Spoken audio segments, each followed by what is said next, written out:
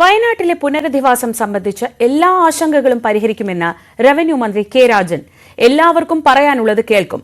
രണ്ടാം ഘട്ട പുനരധിവാസ പ്രവർത്തനങ്ങളുടെ രൂപരേഖ ഉടൻ പ്രസിദ്ധീകരിക്കുമെന്നും കെ രാജൻ. വിവരങ്ങളുമായി CV അനുമോദ് ചേരുന്നു. അനുമോദ്, ഈ രൂപരേഖയൊക്കെ ഉടൻ തയ്യാറാക്കുമെന്ന് പറയുമ്പോഴും എങ്ങനെയാണ് കൃത്യമായി മുന്നോട്ട് പോകേണ്ടത് എന്ന കാര്യത്തിൽ ഒരു കൃത്യമായ ഒരു തീരുമാനം ഇതുവരെ ആയിട്ടില്ല. ഇത്തരത്തിൽ അവിടെയുള്ള ആളുകൾ ഈ ആശങ്കകൾ ഉന്നയിക്കുമ്പോഴാണ് ഇന്ന് മന്ത്രി വയനാട്ടിലെത്തിയത്. എന്താണ് അദ്ദേഹം വിശദമാക്കുന്നത്?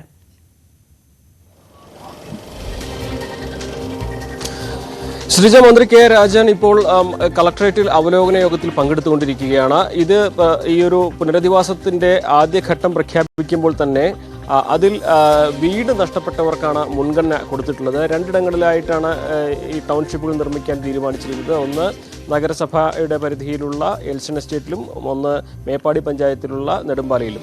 അപ്പോൾ നെടുമ്പാലയിൽ 10 സെന്റ് ഭൂമിയും വീടും, നഗരസഭാ പരിധിയിൽ കൽപ്പറ്റയിൽ ഉള്ളവർക്ക് എൽസൺ എസ്റ്റേറ്റിൽ വരുന്നവർക്ക് 5 സെന്റ് ഭൂമിയും വീടും എന്നാണ് പ്രഖ്യാപിച്ചിരുന്നത്. അത് വില വ്യത്യാസം കൂടി കണക്കിലെടുത്തുകൊണ്ടാണ് അത്തരത്തിൽ 2 ഭൂമിയുടെ കണക്ക് വന്നത്. പക്ഷേ അതിനെതിരെ വലിയ പ്രതിഷേധം ഉയർന്നിട്ടുണ്ട്. 5 സെന്റ് ഭൂമിയൊന്നും അംഗീകരിക്കാനാകില്ല. അത് സർക്കാർ പരിഹരിക്കേണ്ടതുണ്ട്. കാരണം എല്ലാം നഷ്ടമായവർ വെറും 5 സെന്റിൽ ഒതുങ്ങിക്കൂടണമെന്ന് പറയുന്നത് വലിയ അനീതിയാണ് എന്ന പ്രതിഷേധമാണ് നാട്ടിൽ നിന്നും ഈ ദുരന്തബാധിതർ നിന്നും ഉയർന്നിട്ടുള്ളത്. ആക്ഷൻ കമ്മിറ്റിയും ഇതേ ആവശ്യം ഉന്നയിച്ചുകൊണ്ടാണ് മന്ത്രിയെ കണ്ടത്. അപ്പോൾ ഇതെല്ലാം പരിഹരിച്ചുകൊണ്ട് തന്നെ തീരുമാനത്തിലേക്ക് എത്തുമെന്നാണ് മന്ത്രി കെ രാജൻ അവർക്ക് കൊടുത്ത ഉറപ്പ്. അതോടൊപ്പം തന്നെ രണ്ടാം ഘട്ട ഈ പുനരധിവാസ പ്രവർത്തനങ്ങൾ കർഷകരുടെയും കൃഷിഭൂമി നഷ്ടമായവരുടെയും തൊഴിലുകൾ നഷ്ടമായവരുടെയും എല്ലാം പ്രശ്നങ്ങൾ പരിഹരിച്ചുകൊണ്ടുള്ള അടുത്ത ഘട്ടത്തിലുള്ള പദ്ധതി ഉടൻ തന്നെ പ്രഖ്യാപിക്കുമെന്നും മന്ത്രി ഉറപ്പ് നൽകിയിട്ടുണ്ട്. ഇന്ന് 3 മണിക്ക് മന്ത്രി വാർത്താ സമ്മേളനം വിളിച്ചിട്ടുണ്ട്. അവലോകനത്തിന് ശേഷം കൃത്യമായ കാര്യങ്ങൾ, ഈ ഭൂമി വിഷയം സംബന്ധിച്ചുള്ള തർക്കത്തിനെല്ലാം തന്നെ കൃത്യമായ മറുപടി ആ വാർത്താ സമ്മേളനത്തിൽ നൽകുമെന്നുമാണ് മന്ത്രി കെ രാജൻ അറിയിച്ചിട്ടുള്ളത്. ശ്രീജ, CV അനുമോദാണ് വിവരങ്ങൾ നൽകിയത്. മന്ത്രിയുടെ വാക്കുകൾ. ഭൂമി 25 സ്റ്റേറ്റുകളെ കണ്ട് അതിൽ പ്രത്യേകമായിട്ടുള്ള 9 ഇടങ്ങൾ സുരക്ഷിതത്വം ഉറപ്പുവരുത്തി മാർക്ക് ചെയ്ത് ജനങ്ങളുടെ അഭിലാഷപ്രകാരം ഏറ്റവും അടുത്ത സ്ഥലങ്ങൾ എന്ന് കണ്ടു മാർക്ക് ചെയ്ത് പുനരധിവാസ പ്രവർത്തനങ്ങളിലേക്ക് പോയതാണ്. നിങ്ങൾക്കറിയാവുന്നതുപോലെ കോടതിയുമായി ബന്ധപ്പെട്ട ചില വ്യവഹാരങ്ങളിൽ പെട്ടു. കോടതി വിധി വന്നാൽ സ്വിച്ചിട്ട ലൈറ്റ് കത്തുന്നത് പോലെ ഗവൺമെന്റ് എല്ലാവരെയും കൂട്ടി യോജിപ്പിച്ചുകൊണ്ടുള്ള പുനരധിവാസ പാക്കേജ് പ്രഖ്യാപിക്കുമെന്ന് നമ്മൾ പറഞ്ഞിരുന്നു.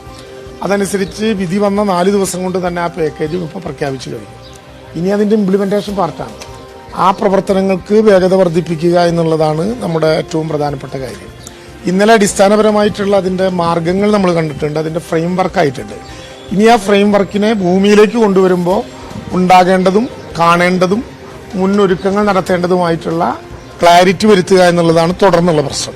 അപ്പം അതുമായി ബന്ധപ്പെട്ട പ്രാഥമിക യോഗമാണ് ഇപ്പോൾ നടത്തുന്നത്. റവന്യൂ ദുരന്ത നിവാരണ ഉദ്യോഗസ്ഥന്മാരും ചുമതലപ്പെടുത്തിയതനുസരിച്ച് കിഫ്കോണിൻ്റെയും ULCCയുടെയും പ്രതിനിധികളുമൊക്കെ ഇവിടെ ഉണ്ട്.